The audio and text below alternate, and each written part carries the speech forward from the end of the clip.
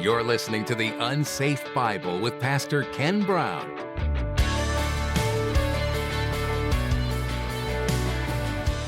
Where are there truly wise men? Someone who can discern what God has in store. Remember, Egypt had people like that on staff once before. Pharaoh actually had some pretty wise guys who were on staff. I mean, in Exodus chapter 8, verses 18 and 19, they were replicating everything that Moses and Aaron did, they were doing too. And when the magicians attempted to bring forth gnats by their secret arts, they couldn't. There were gnats on people and on animals, and the magicians said to Pharaoh, "It's the finger of God."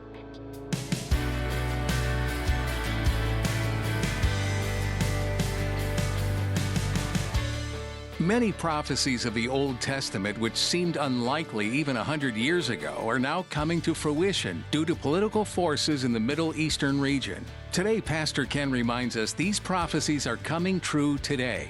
He says the Pharaoh's wise men had more wisdom than the rulers today. His men acknowledged that the plagues were the hand of God. That was wise counsel. Today, the leaders have turned Egypt astray, and no wise men are leading the country toward the one true God. Well, let's join Pastor Ken in the book of Isaiah, chapter 19, as he continues his message, Walk Like an Egyptian. What we see here in Isaiah is very clear. At a point in time in the future, the Nile River will completely and totally dry up. Isaiah 19:5, the waters from the sea, that's the Nile, will dry up, and the river will be parched and dry. It's the Nile River. In fact, that's something that is referred to by name 5 times and is a synonym 4 times. Now, some commentators say this is simply a figurative way of saying, the economy is going to be destroyed. Yeah, no. This is a dual fulfillment prophecy. And when you look at the current dam in Aswan and the one in Ethiopia and the threats that have been made just in the last few weeks and the ones that are now currently in play, this is all possible. Ethiopia could literally shut down 85% of the flow of water to the Nile River. They could do it. They could literally almost dry out the Nile. Would it dry up to the point that Aswan would have to curtail releases? Possible, because that's a hydroelectric power source for all of Egypt and for all of Sudan now. Could it bring up Isaiah 19:5? Yeah, it's possible. It's really possible. There's another thing we also know from Revelation that the Lord we know the Lord's going to dry up the Euphrates. Euphrates is a small river compared to this one. It's a big river. But he could also do the same thing to the Nile. We also know from Ezekiel that something very catastrophic is going to take place that makes the Nile River Valley uninhabitable for 40 years. If you wanted to damage and destroy an economy, all you got to do is put a thermonuclear device on top of that dam and bang, and you have just made most of Egypt uninhabitable for at least 30 or 40 years. Is that what we're talking about? Don't know. It could be.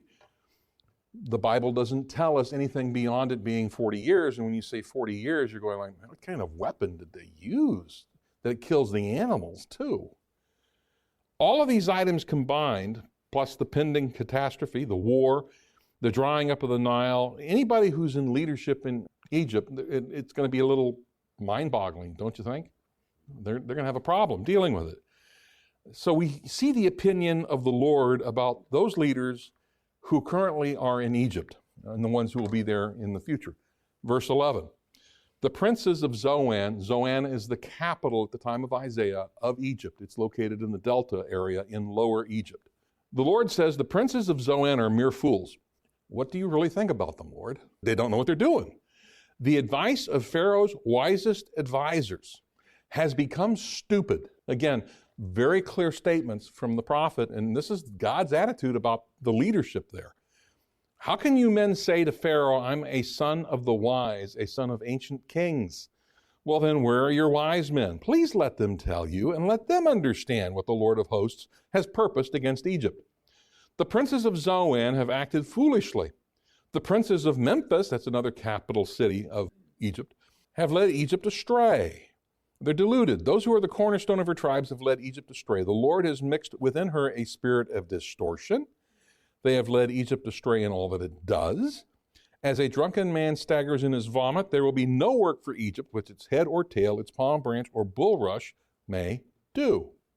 Now, the princes of Zoan, those are the officials who are in Tanis. That's the capital, chief city of northern Egypt from the period of time that Isaiah is working and onward. It was on the east side of the Delta. It's the first city you would come to if you were coming from Israel. That'd be the first place that you would come to. You wouldn't see anything there today, but back in the day, you would have seen something. At several points when the nation had broken into two, it actually was the capital city of Lower Egypt, but the people there are foolish. And when I say there's not a lot there today, there's not a lot in Tanis. Isaiah, though, asks them, where are there truly wise men? Someone who can discern what God has in store. Remember, Egypt had people like that on staff once before. Pharaoh actually had some pretty wise guys who were on staff. I mean, in Exodus chapter 8, verses 18 and 19, they were replicating everything that Moses and Aaron did, they were doing too. And when the magicians attempted to bring forth gnats by their secret arts, they couldn't. There were gnats on people and on animals, and the magicians said to Pharaoh, it's the finger of God. That's good, wise counsel. It's the finger of God. I can't replicate this under the power of Satan. Can't happen. This is God talking. But Pharaoh's heart remained hard, and he didn't listen to him, just as the Lord had predicted. But they don't even have rulers who can do that now. They can't sit there and see the obvious thing that's going on and say, well, that's God's hand. They can't. Isaiah points out that's not the case. Now, are we seeing some of this in Egypt today? Let me just ask this one question. How stable is Egypt politically these days? Not very stable. Once this takes place, there's no work for anyone in Egypt. You have to remember, everybody in the Middle East hates Turkey because they remember the Ottoman Empire, and nobody likes that. So the President El-Sisi has said that the coastal city of Sirte, which is in Libya, is a red line, and warned that any attack on that city, which sits on Libya's main oil export terminals and fields, means that Egypt will intervene. And now Egypt's moving all their troops to line the border. Turkish-backed forces are on the other side, and they support the government in Tripoli. But there's two governments right now in Libya, and Turkey supports one. Egypt and Russia support the other one. So this is getting really, really interesting. They didn't say anything about how large the deployment was going to be, but they were going to continue with the deployment. Now, you have to remember that Egypt has been under pressure to act for some time, and Egypt and Turkey really stopped being good buddies back in 2013. Turkey supported the Muslim Brotherhood, and if you remember, it was El-Sisi's military guys and buds that kicked them out of office. And there's not been a lot between the two of them since. So when you see in the scripture that there's some foolish thinking going on in Egypt, oh yeah, there is right now, today, this very time. Verse 16 of Isaiah 19 says, in that day the Egyptians will become like women. They'll tremble and be in dread because of the waving of the hand of the Lord of hosts, which he's going to wave over them. So they're going to see the hand of God in terms of judgment. But they've already seen this. All the Lord, though, has to do in the future is just wave his hand, and the Egyptians will cower in terror. Fear will be the rule of the day. And oh, by the way, there's a specific nation that they will be in fear of. And stop and think about the turnaround, because Egypt has been the military power of the world for at least 1,000 years when Isaiah is writing this. And he's telling them, no, that's all about the flip. Somebody else is going to be a military power for this area. Verse 17, the land of Judah will become a terror to Egypt. Everyone to whom it's mentioned will be in dread of it because of the purpose of the Lord of hosts, which he's purposing against them. Well, doggone. How many wars has Egypt lost to Israel so far? All of them. They've lost the 1948 war, they lost the 54 war, they lost the Six-Day War. They attacked Israel and thought they were really going to get something going. And by the time they finally figured out that they weren't doing real well, they did not know that Israel already had a whole brigade on the other side of the Suez Canal and were 40 kilometers away from Cairo. And they surrounded the city of Suez, which is at the other end. They literally could see the pyramids of Giza. It was a joke at that time. Visit Israel, see the pyramids. It almost happened. Their entire air force was shot out of the sky. So is there a bit of terror with Egypt today? Oh yeah. They don't want to attack Israel.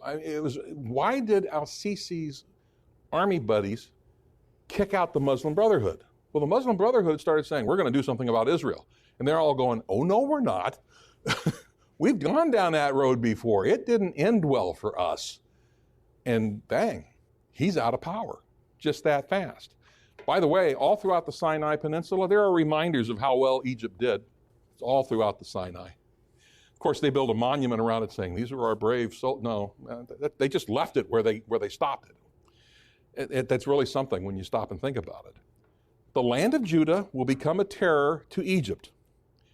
Now, the word for terror in the Hebrew is hoga. It means the land of Judah will become something that will shame Egypt. It will shame them or confuse them. Again, I just point back to the Yom Kippur War, where the Egyptian high command did not know that an entire brigade of Israeli tanks were already in Egypt heading towards Cairo. They didn't know it because the commanders were all lying to the high command. They didn't want to let anybody know what the truth was. That's a problem in any military command. Judah will be a cause of shame and confusion to Egypt. That's what the Lord is predicting here, and it's kind of the case right now. The Lord's making a point through Isaiah. Why would you seek to help Egypt since they're in fear of you? They're going to realize that the waving hand of Yahweh is Judah, and they're going to be in fear of Judah. In contrast with Isaiah's day, when Judah was thinking about turning to Egypt for help, a time's going to come when Egypt's going to recognize Israel, Judah, is a dominant world power. I think we're kind of there right now, don't you think? Now, with all of the prophecies centering on Egypt, many of which did indeed happen, and some which are happening right now, and some which are yet to occur, what is going to be the reaction of the Egyptian people after the predicted visit from the armies of the beast? Are they going to just, oh man, this is terrible? No, just as the nation of Israel as one will ask for Messiah to come and save them, those who are left from Egypt will get it. And they will also ask for Messiah to come and save them. They will suddenly realize what the Jews have been telling them the whole time is absolutely true. The result is there's a huge change coming to Egypt, and they're going to wind up worshiping Messiah. Now imagine Isaiah's listeners going like, say what? You know how many gods these guys have? Well, yeah, they got a few, but they're going to worship Messiah. It's coming. Verse 18. Now all of a sudden we're in the Messianic rule. We're in the millennium. In that day, 5 cities in the land of Egypt will be speaking the language of Canaan and swearing allegiance to the Lord of hosts. They're going to be speaking Hebrew. 5 cities of Egypt. Stop and think about that alone, that they're going to start speaking Hebrew. One will be called the city of destruction. Well, that's Heliopolis. That's the city of Ra. It won't be anymore. It's going to be a city for the Lord. In that day, there'll be an altar to the Lord in the midst of the land of Egypt, and a pillar to the Lord near its border. It'll become a sign and a witness to the Lord of hosts in the land of Egypt, for they will cry to the Lord because of oppressors. He will send them a savior and a champion, and he will deliver them. Thus the Lord will make himself known to Egypt, and the Egyptians will know the Lord in that day. They will even worship with sacrifice and offering and make a vow to the Lord and perform it. The Lord will strike Egypt, striking but healing, and they'll return to the Lord, and he'll respond to them and will heal them. I mean, stop and think about what's going to happen in Egypt. There's going to be an altar and a pillar set up, a sign and a witness to the Lord in Egypt. I mean, they got a lot of pillars and they got a lot of altars and temples throughout, but they're going to build one to Yahweh in the middle of the country. The people of Egypt will cry to him due to oppressors.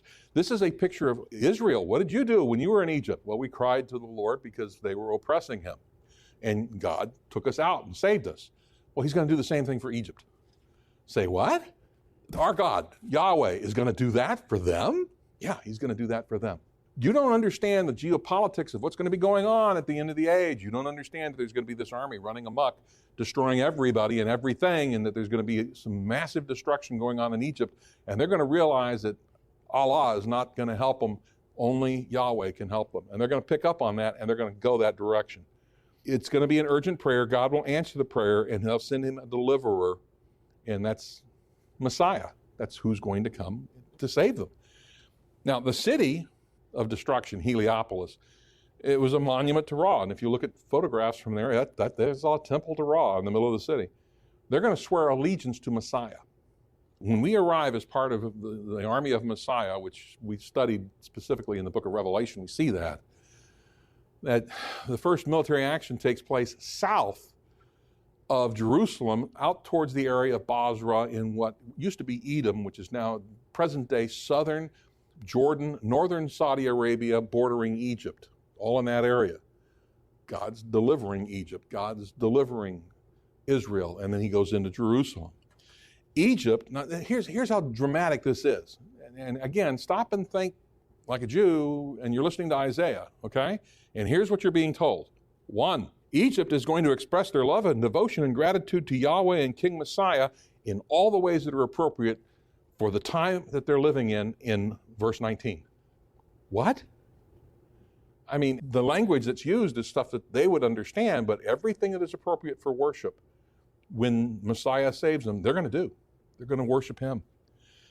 2, just as Yahweh sent his deliverance in the past to Israel when you cried out against oppressors, and by the way, that was Egypt, Egypt's going to do the same, and they're going to worship Yahweh openly. They will all be worshipers of him. That's in verse 20.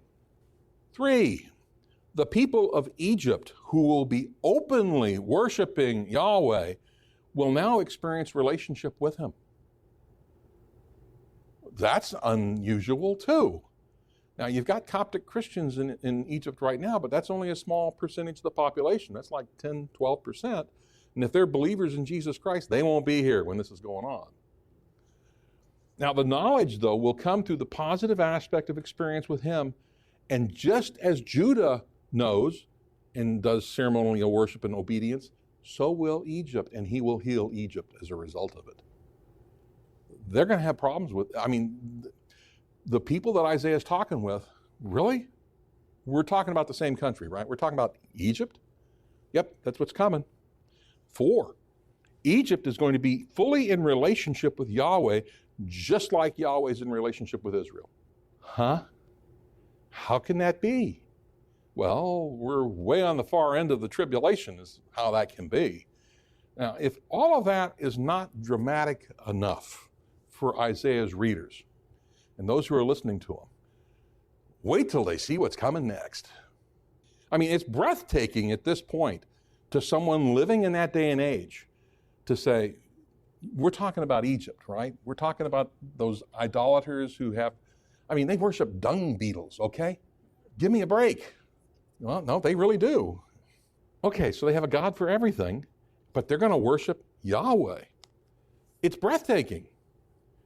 God's going to do a work. And here's the big surprise, and it starts in verse 23. In that day, there will be a highway from Egypt to Assyria, and the Assyrians will come to Egypt and the Egyptians into Assyria. Now, wait a minute, they hate each other and they're fighting each other all the time.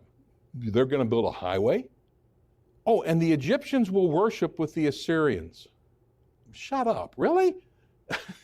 How's that going to be?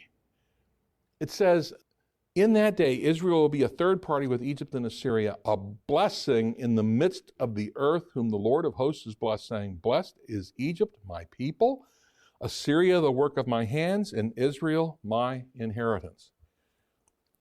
To a person who is sitting and seeing the geopolitical reality that is 730 BC, 715 BC, and you're hearing this from Isaiah, you're going, this is not going to happen. There is no way that this will ever take place.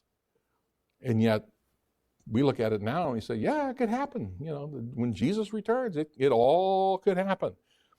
Everything that Judah is experiencing, the Assyrians rampaging throughout the countryside, seeing Israel go off into exile and being taken away into Media. All the oppression they've experienced from Egypt and will still experience from Egypt, it's all going to change. And it's going to happen rather dramatically when it does. Now, during Isaiah's day, and when you read about highways, you're going, well, did they have highways? Well, they did. They had 3 of them. There were 3 major highways or trading routes that were used. Armies traveling into the land would use these, and portions of them would be used by locals to travel and trade. So moving from west to east, so if you're along the Mediterranean, you have the Great Trunk Road. I think that's called Israel 1 now or something like that, but that's what it is. It's the Great Trunk Road. Then you have the National Highway, which was connected all the different communities in Israel. And then the King's Highway, which was over to the east side of the Dead Sea. Now, the King's Highway during Isaiah's day and age ran from Damascus to Egypt via the Dead Sea. That's kind of a roundabout way, but that's the way it went there. It went right down the Jordan, and that's how it went. Moses referred to it, actually, in Numbers 20, verse 17. He was asking for permission from Edom to pass through their land east of the Dead Sea, and he said, "Let us pass through your land. We will not pass through field or vineyard or drink water from a well. We'll go along the King's Highway." There it is, right there during Moses' time. "Will not turn right aside to the right hand or the left until we've passed through your territory." So there's this road that's there. It's not paved. It's just a big, wide place that everybody travels. The Romans may have paved it, but at this time, it's not. Now, once it gets to Damascus, it ties into another road. There's a primary international highway at this point in time that goes through the land of Canaan. It connects Egypt with Phoenicia, Syria, and Mesopotamia. It goes all the way up into Aleppo and into Assyria. It's called the Great Trunk Route, or the Coastal Highway. Most of it runs along the coast. But you have to go through Damascus, and then it goes off to the coast and goes through Ashdod and Gaza and down that direction. Or they called it the Via Maris during the time of Rome. It's also the Way of the Sea. Now, as you went north on the Great Trunk Road, it would go past Mount Morah, Mount Tabor, the Sea of Galilee, Hazor, Dan, and then into Damascus.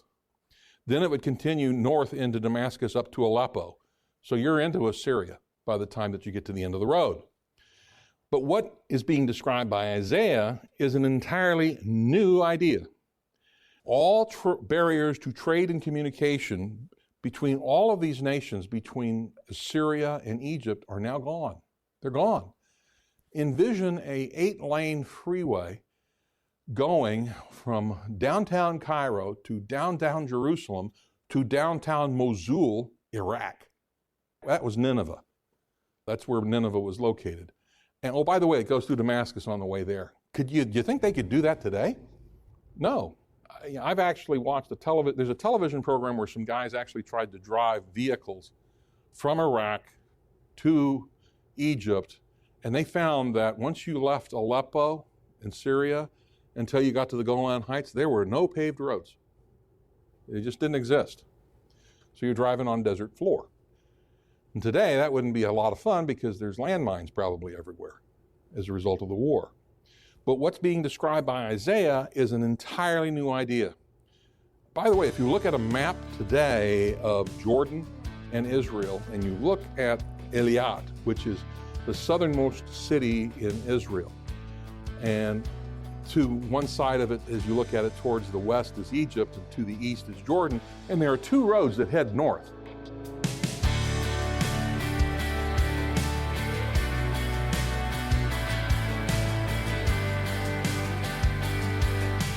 You've been listening to a message from Isaiah on the UnSafe Bible. Pastor Ken has been diving deep into this major prophet to help us all understand how to apply these messages to our lives today. Well, as we see here in Isaiah, the whole scope and sequence of the life of Jesus, from the announcement of his birth to the second coming, the time he'll return for his people, for all those redeemed by his blood. This book is like a person crying out into a busy street, desperately needing to be heard. God is our one true salvation. Isaiah encourages his readers to trust and believe in God because it's God who dispels the darkness that comes from a sin-filled world. If you have questions about today's message or you just want to hear more, don't hesitate to contact us. You can get in touch with us by going to the UnSafeBible.com. Once there, use the Connect tab and click on Connect Card. Just fill out the form and we'll reach out to you. Remember to listen to other teachings from Pastor Ken. Just look under the Media tab at the UnsafeBible.com. If you found this ministry to be a blessing to you as you've been listening, you can show us your support for the UnSafe Bible ministry by checking out the Give tab. No gift is too big or too small, and will help us continue to reach the lost with God's Word. We're based out of Jupiter, Florida, and want to invite you to join us in person for the next service. All the information you need to come is found at theunsafebible.com. Until then, we want to thank you for joining us right here on the UnSafe Bible.